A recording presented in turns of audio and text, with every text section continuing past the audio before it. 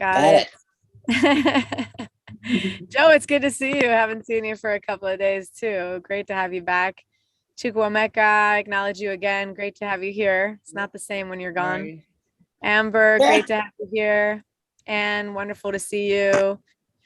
Lynn is here in the middle of the night. Great job, Lynn. We're happy that you're back. Eddie, now we can see your beautiful face. Great to have you here. Rima, hi. Nice to see you. And Natasha. Oh, Natasha's got some nice little crown flowers. That's awesome. Ruth made it. Might be her first power daily success call. Woohoo! We welcome you, Ruth.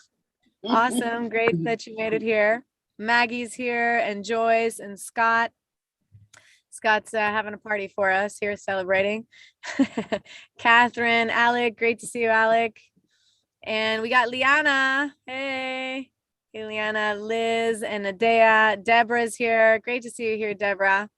Hope all is well with you. Patricia, welcome. Jamie, Joseph, Elizabeth, Kaylani, Justin, Evelyn, Jolenta, welcome. Timothy and Alyssa or Lisa. For Life with a nice little car here is here. Gwyneth, welcome. Madame Sarcastic Rabbit, and that's all I see here right now, but I see many are coming online. Here's Sarah, she just came up. Wonderful. We're going to get started, and welcome to any new members that have just joined the low-hanging system. We really do consider ourselves an extended family. So it is a celebration when we see each other again and we miss each other. You know, Joe's been gone. I haven't seen Joe for a minute, and Joe and Kelly, of course. And so when we connect again and we see each other, it is very exciting, really. And I want to just say that this is an open space. So I have muted you all, but these calls, they're all about the mindset. So I'll present a topic that I've selected, and then we'll have an open discussion. And it really is a safe space to speak. There are no right or wrong answers. It's not about that. It's about sharing your journey. Nice change there, Amber. And it's about sharing your journey with the community, inspiring, uplifting others. And here, even just before the call, I think it was Anne who was thanking the community for helping her along her journey through the low-hanging system and figuring things out. So I will also mention now and at the end that the community is so wonderful that out of the kindness of their heart, they actually come back into this room at the end of this call and help each other out. So that's where you can find like the how-tos, how to upload mugs, how to create new designs, how to work with spot niches, those that came up. So all of that that help, that assistance is being offered, not on this time, not at this moment, but right after this call, you can hop back in and get all of that assistance. So really, really awesome.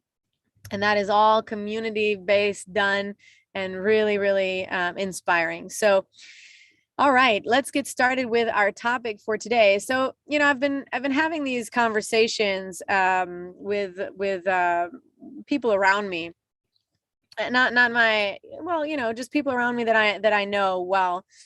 And it's very interesting because these conversations, oftentimes what you'll hear is kind of these repetitive ideas. They just kind of repeat themselves over and over and over again. And it's kind of like, okay, 1 second, haven't we already been here? Didn't we already walk through that? This sounds a bit familiar. And what I've kind of realized is that people have, you know, dominant thoughts in their mind. And these dominant thoughts will really shape all of the conversations that they'll be having. They will, you know, shape the way that they're interacting with the world. They'll shape their lives, because we already know, as part of the low-hanging system, we know that our thoughts create our reality. And when we begin to become aware of these thought patterns, that's when we can really make a shift. Now, of course, as part of our daily mode of operation, many times on these calls, we mentioned the attitude of gratitude and affirmations and all that. And that's all good and great. But let's just say that, you know, you wake up in the morning, you do your gratitude practice, and then, you know, you go through your affirmations. Maybe you even wrote out your declaration like Napoleon Hill says, and maybe you do that 3 times a day, all right, like me. And so, all right. But then what's happening over the course of the rest of the day, what are the dominant thoughts in your mind that might be creeping in, that might be shaping your conversations, your actions, the way you're interacting with the world, and the reality that you're basically creating for yourself. So, this is very interesting, because there is that Pareto principle, right? Where, it's that 80-20 rule, where, we use 20% of our closet, our clothes, we wear, 20% of our closet 80% of the time, right? That are you familiar with that? Hopefully you are. And so this idea, this principle comes in also in these thoughts, right? Or even, we can bring it into money, right? So 80% of your sales come from 20% of your clients. This is interesting, right? You'll kind of generate these clients that come back to you and buy from you. But, taking it into the thoughts, you will begin to notice that people just repetitively continue on these thought trails, these 20% of these thoughts that just, the dominant thoughts, what we call them, and just go repetitively in the cycle again and again and again. And so taking it into our own mind, right, we can notice when we allow these, and we can talk about negative thoughts, right? Because there's negative and positive. So what happens when we perpetuate these negative thoughts in our mind and they just kind of run on random? So we're doing all this work. We're doing the affirmations, we're reading the books, we're waking up, we're rising with an attitude of gratitude, we're doing our visualization, we've written out our goals, we're set in our own way, we know where we're headed. It's all great. We've set ourselves on this path. But now, what are these dominant thoughts that keep circling in our mind that might be disrupting this whole message that we're sending out into the universe, right? Oh, I haven't uploaded enough mugs. I'm not enough. This is a little bit confusing. This is hard. Whatever the thought pattern is, it's pretty interesting when we pause for a moment to identify it. Because the beautiful thing is that we can notice these patterns. We can notice where we are pushing, how much energy we're expending. That's important, because it is the energy. These thoughts are all energy perpetuating around in our mind. So how much energy we're spending on these repetitive thought cycles. So now you can think about this. Let's pause for a minute for our self-reflection. Let's, our business might be a little bit even to look at it. Let's take it out to, relationships.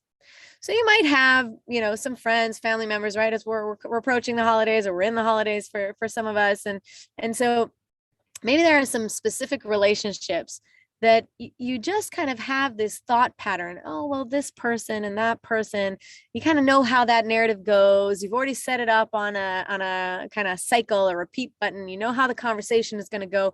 You know what kind of energy is going to be exchanged. Or do you? Have you made that decision in your mind that this is how it's going to be based on your past experiences? Or are you allowing for new thoughts and seeds to be planted, right? This is going to be a time where we're gathering with maybe people that we haven't seen for a while.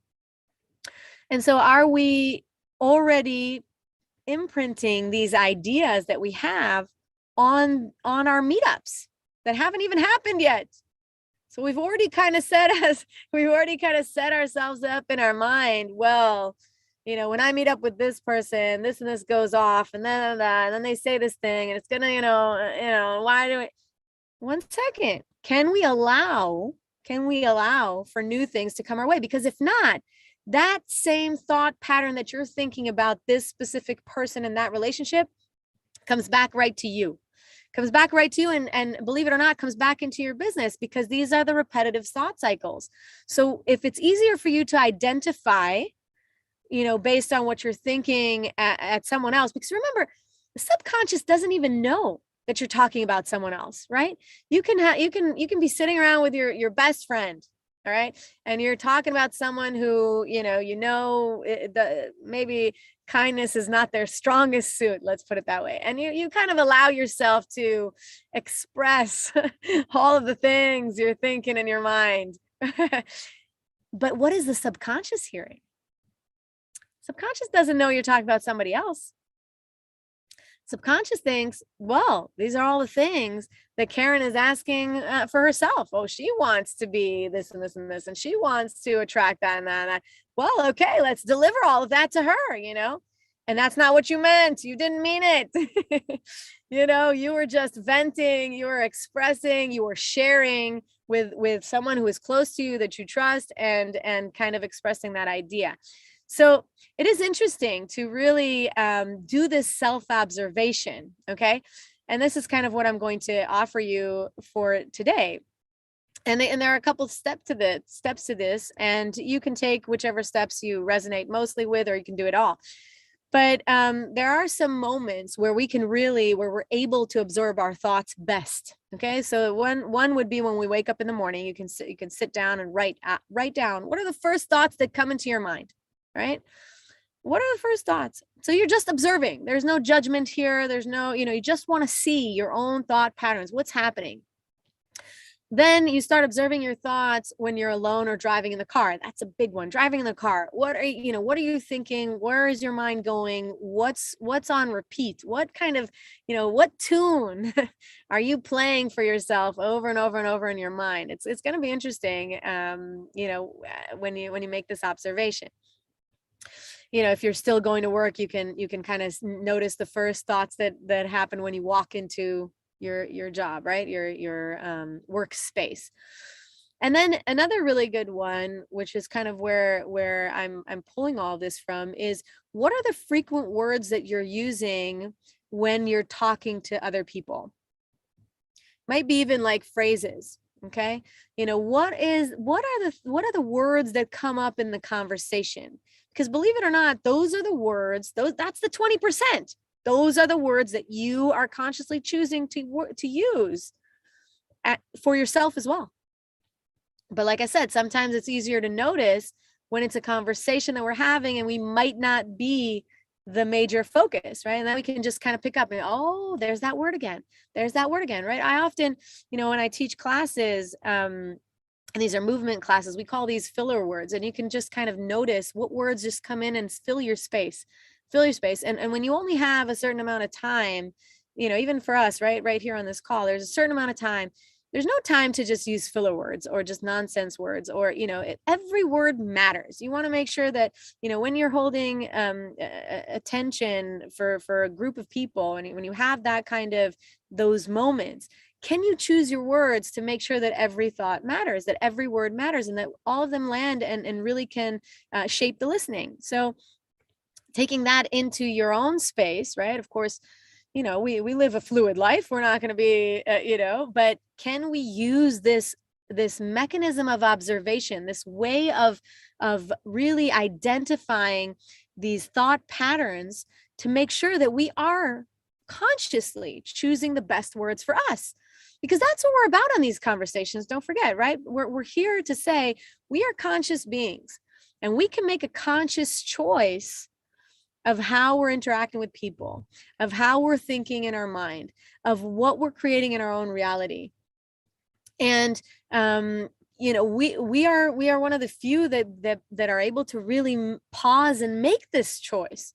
So we definitely want to be able to use that, right? If we were given that gift, let's all be using it and not just, think that everything is just on random. Oh, well, let's see what happens, or whatever I thought yesterday, whatever, no, we're here to really bring this focus, it's focus to identify these thought patterns that we have. Another two great places to, these might be either, maybe for some, and you can tell me, maybe for some, the easiest place to identify, or maybe the toughest, because, what happens when we're frustrated? What kind of thought patterns come up for us when we're frustrated? So frustration is a strong emotion. And, when we're in it, we want to react, we want to interact and all that. You can think about someone cutting you off on the highway. That's unjust, right? We definitely don't want that to happen. Putting ourselves and our families in danger. That's not fair. But what comes up for you at that moment? And how are you reacting? You can bring it into the business. What happens when we have electronic issues, like the computer freezes up, or we can't upload the mug, or something doesn't integrate? What comes up for us in our minds? So these are thought patterns that, when we're experiencing negative emotions, and again, it doesn't have to be an external trigger. I gave you a lot of examples of external triggers. There can be internal triggers that might bring us into a space where we're experiencing these negative emotions. And yeah, so really observing these thought patterns that come up when we're in these challenging spaces. And lastly, I'll just mention two other places that we can identify these thought patterns. What happens when you meet someone that you know really well? It's almost like the complete opposite to the other two, right? You can feel that. Even imagine someone right now, someone you love or really well, maybe someone you haven't met up with in a long time. What comes up for you, and what kind of thoughts and words come up in this meeting? Are you sharing that positive energy and pushing it forward? And then, of course, once you're done with all of that and you kind of sum it all up, and you can look, what are you thinking about most of the time? That's kind of the last one that I want to bring to your attention. So we have, what are we thinking when we wake up in the morning, first thing, driving in a car, walking into the office? What are the frequent words that we're talking about when we're speaking with people? And then, of course, negative emotions. So, if we are in a frustrating situation, what comes up for us? And then love, meeting someone that you love. And then, of course, what were you thinking about? What do I do when I get frustrated? Now you've gone to my all right. Anyway, so those are my suggestions to you. I'm going to hand it over to you here in just a moment. I just kind of want to summarize it all up. So the 20% of things that you're thinking about 80% of the time, can we identify that? Can we identify that? What are the dominant thoughts that are in our mind? Yes, we're doing the work. Yes, we're reading the books. Yes, we're doing the affirmations. Yes, we're doing all the things. But let's kind of look at what is the leading theme? What are the words that keep kind of pushing in to our thoughts that just perpetuate, and they run on this automated, just, it's almost like how when you put your phone in, like you come into the car, you put your phone in, or your phone connects to the Bluetooth, and just a song pops up, or something that you were listening to, right? That's kind of that thing. So can we now identify it and then use this energy, this idea, in order to shape our reality? So once we can identify these words and how we see ourselves and how we're moving, and we know what our belief system is, because we know what we're trying to create. We're trying to create abundance. We're trying to create wealth. We're trying to, or we are creating, let's skip the word trying. We're creating wealth and abundance for ourselves and for our families. And when we know our values, we had a conversation once on core values, then, we know what matters most to us. So if the things that you've identified do not align with your core values and what you're trying to create, then we want to, push them out of there. And that does take your attention. It takes your mindfulness. It takes that kind of attention to details, and being able to see these patterns repeat and repeat, our thinking habits, our thinking patterns, our emotional patterns, right? Or habits. So yes, this is how I'd like to hear from you now. We talked about, I'll kind of give you some things to talk about, our dominant thoughts, this 80-20 principle, Pareto Principle. And yeah, let's hear from you if you'd like to share on that. Let's see, anybody with hands up? Everybody's saying hello, being very, very friendly in the chat. I like it. There we go. Here we go. Eddie, or who is it? Lynn. There we go. I saw Eddie's clapping. Lynn, yes, let's hear from you. Glad you're here with us today. It's nice to be back. I've missed everybody. Yeah, it's interesting what you were saying. You there you moved screen. You often identify stuff that's been going on for me, and you've done it again tonight. Um, yeah.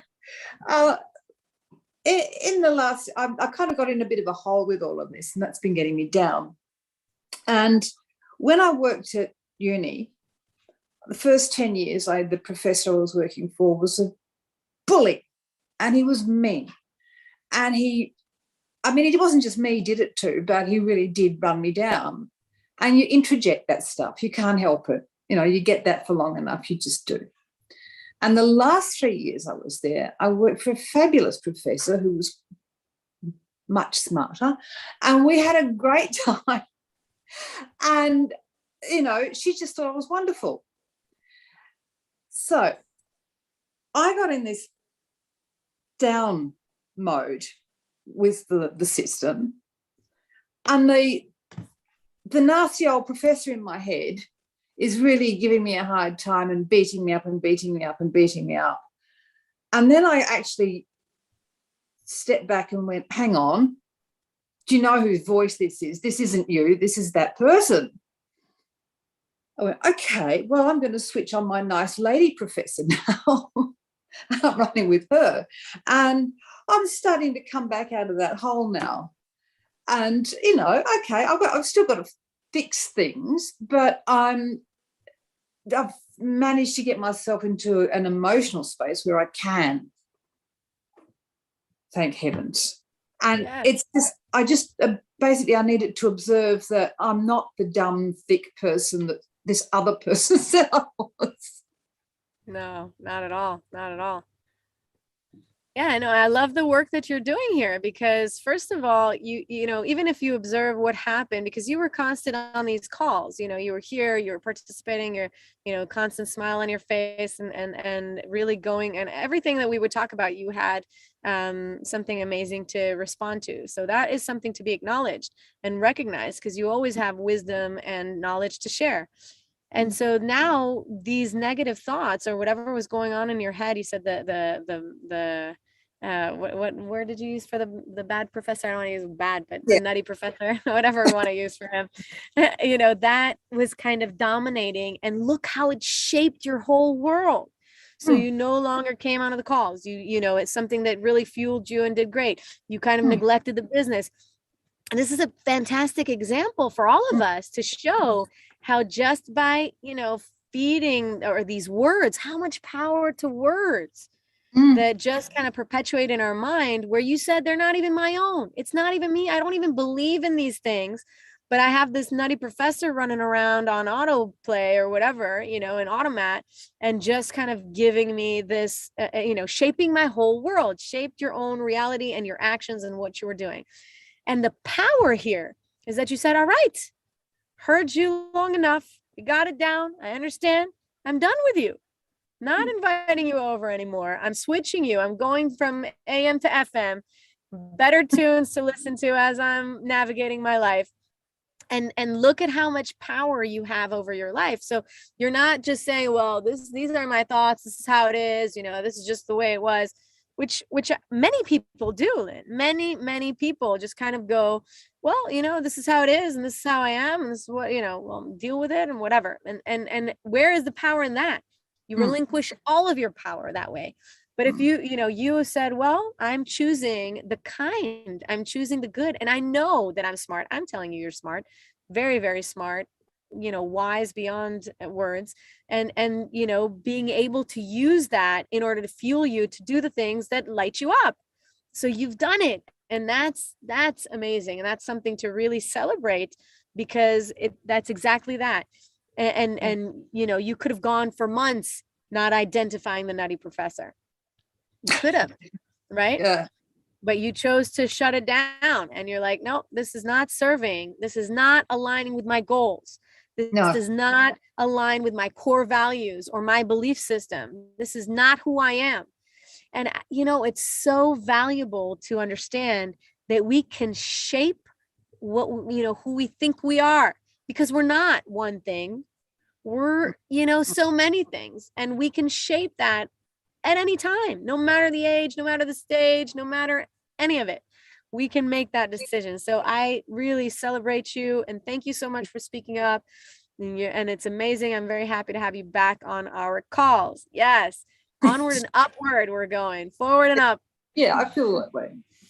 Very good. I love it. Nadea, let's hear from you.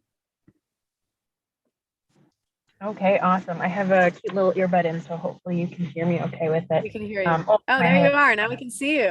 Yay. Yeah, I have windswept hair. I'm gonna hide that. It looks pretty bad. So, some. Oh, we lost you now. No, I don't think anybody can hear you because nothing is going on with the live transcript. So I'm pretty sure. Some of the things you're saying today are so great. Okay. I've been thinking about some of these this past year, talking like I really. Okay, but We got you now. We got you now.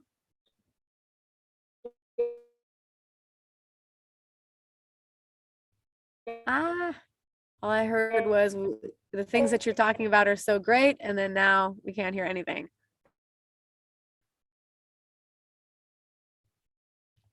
I saw you were in a car, so I don't know. You. Can you Okay, hear now me we can now? hear you. So Yes. I love some of the things that you were saying today. Buds, and there's like a whole Bluetooth thing, and I have to like shut off the Bluetooth, otherwise the earbud will take over. It's an aggressive little thing. So All right, we got you. awesome, fantastic. Sorry, I love the things that you were saying today, and there's things that I've been thinking about in and out the last couple weeks. And I wanted to share some of the things like you've convinced me today. I think this is a tipping point where I'm actually going to take in doing the activities that I need to do to monitor my thoughts and see what's actually running through my head. Because I noticed when I was there's a fella I'm talking to, and he's fun and positive, and I've noticed that but he's also he's a good listener, so I feel free and open to talk to him, and be kind of if I feel down or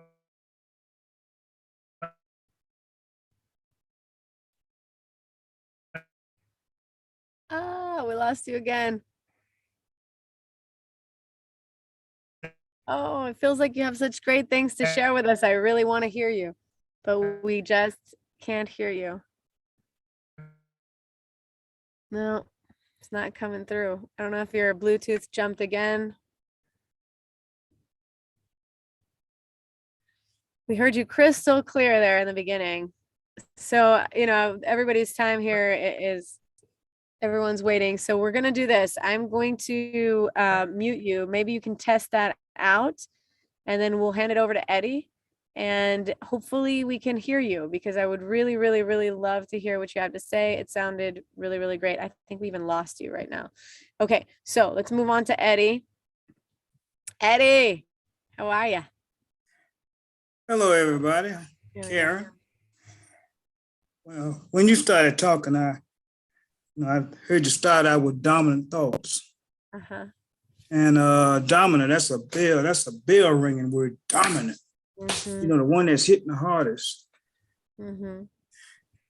And I want everybody to think about this, because when you think about your dominant thoughts, and what are you saying to yourself? Because that dominant thought is ringing in your head. I mean, that's what Lynn was talking about. And like I said, once upon a time, I didn't know any better. They said, when you know better, you do better. And I mean, I was listening to some of these things people say about me, and I said, hey, they must be right. They know better than me, and all this and that. And when I learned better, and I learned how powerful thoughts are, and thoughts are things, even whispers, your actions are thoughts, because this powerful entity of the universe is picking up your vibration. It gives you what you emit. And when I learned that, I started changing everything about my life. It knows who you are, and you won't fool it. You'll try to fool yourself. You can try to fool other people. You will not fool the universe. It created you. I'm going to take y'all back a ways. I didn't know what now I was going to go here, but I'm going to go. 1969, I was 14, forced busing. I'm here in South Carolina, forced busing. First time in my life, I'm at a school where I see white people. I know I'm getting there, Nicky, but I'm telling you this. And I'm the most different kind of African-American you ever want to meet. They brought this Confederate flag out in one of their services. The guy sung that Dixie thing and a riot jumped off. I mean, 1450, I'm serious. Now, I'm a pacifist. I fought people before, but I refuse to fight anybody over race because it's just too dumb to me. Now, I confronted some guys, and one guy that it was about three different instances where I would have had to fight, but I actually gave him a speech. I mean, I put this guy against the wall and I said, "God, let me tell you something, buddy. I didn't ask to come here. A piece of paper came in the mailbox and said I have to go there. I came in for an education. I'm getting educated. This stuff is stupid, but if you make me fight you, I'm gonna try to take all your teeth out your face. The best I can. I promise you. I'm gonna make you pay for making me not be who I really am." He looked at me and I realized the guy didn't have any fight in him. His buddies had forced him to go. He took a dare. I dare you to go over there and mess with whoever they say I was. And he did it. I said, now, here's his buddies now. We saw what he did, Wilson, calling me by my first name. White people call me Wilson. Most people don't even know that. Go ahead, Wilson. We saw what he did. I looked around and said, look, they done turned on this guy. Just that fast. I said, fella, this is over with. And I took him and I slung him to the left. I don't want to have this problem out of you anymore. It never happened again. But my dominant thought in my head back then was I was taught some things about race that I just did not believe. I always give people a chance to show me who they are. And if you show me who you are, I deal with that. I mean, come on, there's people my color I have problems with. So all I'm saying to you is you have to have the courage to be who you are. I mean, I'm being as transparent as I could possibly be right here. And I know I done threw everybody for a loop going here, but I don't care because I mean, this is business. Businesses thrive. I'm African-American, and I'm saying that again. At Walmart, we sold so many chitlins this year, it blew people's minds. We could not keep up with the chitlins count. Now I know some of you going, chitlins? Yeah. We laughed at one of our Caucasian buddies. I'm getting ethnic again. He said, what are chitterlings? And everybody fell out laughing. Yes, I said, guy, look, he said, and he's a good friend of mine. He said, why are they laughing? I say, come on, fella, you got to do it. You got to talk the Southern way. They're not chitterlings. I know you're using all the pronunciation, but you got to say chitlins and cut them other letters out of there. But it's beautiful to be able to talk like that to people. Everybody's always, when I work with kids and taught them 4/4 time and how to drum off buckets, one of the white parents came up to me and said, oh, I want to teach you. Thank you for teaching my son rhythm. And so all my black friends, how you let that lady talk to you like that? I say, why? What did she say that was so terrible? What did she say that was so terrible? All she did was talked about something that she's heard. You know, the way you take away ignorance is be vulnerable, like Brene Brown said, and put yourself out there and see what happens. And you'd be surprised how many times it'd be more beautiful than you can ever imagine. And we're in a business round to get people to want your products. This is kind of thing you want to know because you want to sell to anybody that will buy your product. That's why Walmart makes 1.4 billion a day. Because they want to take the chitlins and all the liver mush and the liver pudding. I say, y'all out of your minds. Y'all see, Mexicans coming in, the lady brought 10 beef tongues, 10. I'm going, wow, I don't need me beef tongue. But she wanted them. I said, you got any more? Serve them, give them what they're paying for. You know, we are all one powerful genetic strain. We just look different because of reasons. We didn't make the universe, but we should be proud to be part of it. So I'm proud to be a part of this. Look at all these gorgeous faces right here. And all these ethnicities, women, men. And I promise you, I could really talk on this subject, what you're seeing. Dominant thoughts. I mean, Karen always finds something that's so daggone, that's King Kong in the room. Dominant thoughts are real. I could have went any direction with this, but this is what's on my mind.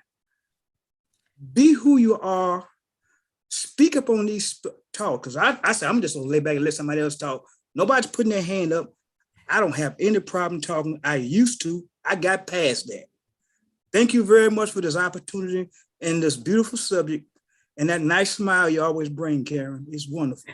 Thank Y'all you, have Eddie. a blessed day. You're awesome, Eddie. And thank you for bringing us into your life and giving us another glimpse of, you know, your experiences and how life has shaped you as a person. It's always so intriguing and enlightening, really illuminating for our path. And, you know, just listening to you speak and talking about how dominant thoughts have shaped you and your interactions with others, you know, dominant thoughts are contagious. And so what you were kind of expressing with everyone around you there, you were able to shift that reality. You were able to change it and say, you know, I'm not going for what you're trying to dish out to me. I'm not going for this one. I'm choosing a different tune. And here it is.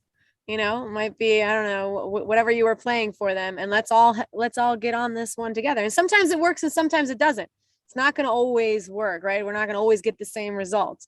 But in your case, you were fortunate enough, and you're even sharing now from your current lifetime and how you're able to see all of these different similarities between everyone and what they're reaching out to and what Walmart is doing and how you're interacting. And that's it's really a great perspective for us to hear and to remember how these dominant thoughts will shape our lives, will shape our reality, and acknowledge that they are contagious for the good and for the not so great. And that's the truth of it. And I think that the diversity is the magic of life. If last time we talked about, you know, miracles, the day is back. We talked about miracles, you know, there is a magic to it. The magic of life is the diversity, is that push and pull, not the same. If we were all the same, oh my goodness. And if we all thought the same, where would we be? We need that push and pull. We need that, of course, to a limit and being respectful for everyone and all that. But, you know, we need the diversity. We need the change. We need the different. We have to. It fuels us. All right. I hope I'm saying your name right. Timete, maybe. Hopefully you'll let me know if I said it right. Timete. Yes, Karen, it's All right. Temet. Timet. Yes. All right. Smoother. I want to piggyback off of what Eddie was talking about. Well, actually, what everybody's talking about, and just contribute a little nugget. I enjoy listening to older people talk and share their experiences in life because, like you just said, it offers wisdom, and that's the only way we're going to get a realistic version of the past, you know, from most people, at least. You know, everybody can't be as popular as Martin Luther King or, you know, people like that. So, I mean, it's one thing that's, you know, missing, I say, in the fabric of society is, you know, young people. I don't really consider myself young, but, you know, hearing what the older generation has to say, or even taking time to listen. I mean, because my family, they don't share stories anymore. When we were younger, yeah, you know, because they were in their 20s and 30s, but now, you know, we don't hear much stories from them because everyone wants to isolate themselves, you know, and that's something I miss. I will honestly say I miss hearing, you know, the stories of, you know, previous generations. So that's it. Well, come here every day. You'll hear lots of stories. We've got beautiful shares here, and it's just, it's like a snapshot. We get a glimpse of the wisdom of someone's past and the wisdom of the lifetime. And it's really it's golden. It's the diamonds, you know, it's the and I'm happy you're enjoying that, because I in particular, I love hearing and listening. And you're right, listening skills are skills that need to be perfected. We're oftentimes just kind of waiting to speak. And I'm guilty of that a lot, you know, waiting to speak, but sharpening our listening skills and being able to just, you know, sometimes even hold space for someone that just wants to express themselves. And we can be that, you know, that safe space for them to be seen and be heard, which is, you know, really what life is about. So thank you for bringing that to us. Nadea, hopefully now we can hear you. Let's give it another shot. Okay. Oh, okay. You unmuted me. Perfect. Yeah, hopefully this works out. All right, we got you. Perfect. So you were saying, and I think you mentioned, and I was already on the Zoom call this morning, and I don't remember if it was you or Chris who said it, but when you wake up in the morning, your thoughts are the clearest that they're probably going to be during the day. And for me, when I wake up in the morning, it's like my brain is laser focused and I'm ready to hop out of bed. I mean, if I'm not groggy, which I usually am, but I'm ready to hop out of bed and I'm like motivated to do the thing that I need to do. And there's no like laziness that I have to fight with. It's just there. And I also have these insights that sometimes come from my dreams, or sometimes just like things that I'll suddenly know when I wake up and I didn't know it the day before.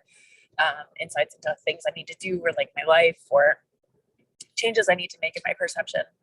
And so one of the life coaches that I follow, he talks about, he gave us a free class, and he talked about, we were kind of joking, we call it sleepitating, but he meditates first thing in the morning.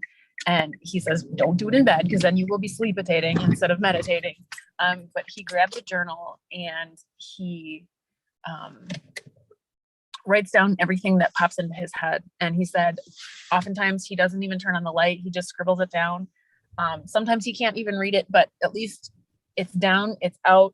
And often the practice of writing gets it into his, it takes it out of that, because your brain is in the theta brainwave space when you are still kind of waking up. That's why they say don't go on social media first thing in the morning. You know, read your spiritual book of choice, or read something that you really want to impact your life first thing in the morning, because that gets deep into your subconscious, because your brain is still in theta. That's why kids pick up so much. It's not that their brains are better, it's that they're in theta, which is the dream state, until like age 7, and it just writes directly on the subconscious mind. And then Chris, who is his like co-leader, or his co-life coach, they work together. He always advises doing a brain dump every day, which is what he calls it. Just write down for 5 minutes. And I'm like, you know what? I've been wanting to do it for like months, but I'm like, no matter what I write, or in the middle of the day, like it just feels like a chore, and I just want to get it done. And when I'm, you know, late at night, I just want to get it done. So I write 5 things I'm thankful for, and I end up doing like, I'm thankful for comfy sheets, I'm thankful for candles. You know, it's like, it's not anything profound. That doesn't actually change my mind. But I'm like, okay, after listening to you talk today, Karen, I realized that if I do the brain dump in the morning and the happiness advantage, the 5 things that I'm thankful for every day, it's going to use those things, that those pieces of clarity that come from when I just wake up. And yeah, so I'm excited about that. And there was one other thing. Oh, and Chris, he looks at it every Saturday or every Sunday, whatever your day off is. He always takes a minute to cull through his journal entries from the week before and look for patterns with a highlighter, and kind of see, you know, where his brain's going, and then make conclusions based on that. So I'm excited. Thank you for everything that you said, Karen, today, because I've known that I've been wanting to do this for that free class was in January, and I've been ruminating on it, and I've done bits and pieces of it here and there, but what you said today kind of put all those thoughts together for me, and I'm excited to go forward with that. So I wanted to share the tool with you guys. Thank you. I'm super happy to hear that. It's actually part of our daily mode of operation, everything that you've listed on the welcome call that you received when you first signed up for the low-hanging system. We ask you to rise with an attitude of gratitude in the morning. We ask you to find some quiet time to meditate and to sit with your thoughts. We ask you to journal. We ask you to do some kind of exercise. We ask you to, to get the energy pumping. We ask you to make money making activities. So exactly the things that you've listed are exactly what we're hoping that every student from the day one in low hanging system implement. So if today was the day that kind of, flashed it for you and you're like, yes, I want to do it. Yay. I'm so excited and so happy.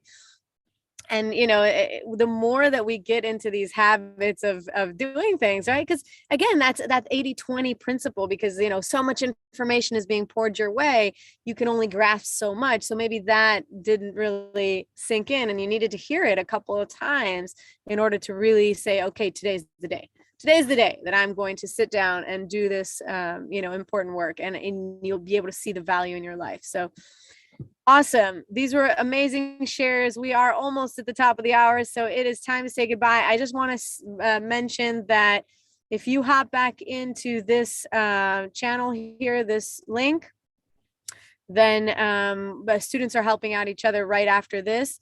Today is Thursday. Unbelievable. We're in December. Do you know that we're in December already? It's unbelievable. And I will then be with you next week. And the fabulous John is here tomorrow for Fun Friday. So definitely join for that. Great to see everyone here. And thank you for all the shares. Thank you for all of our new students for joining. And we'll see you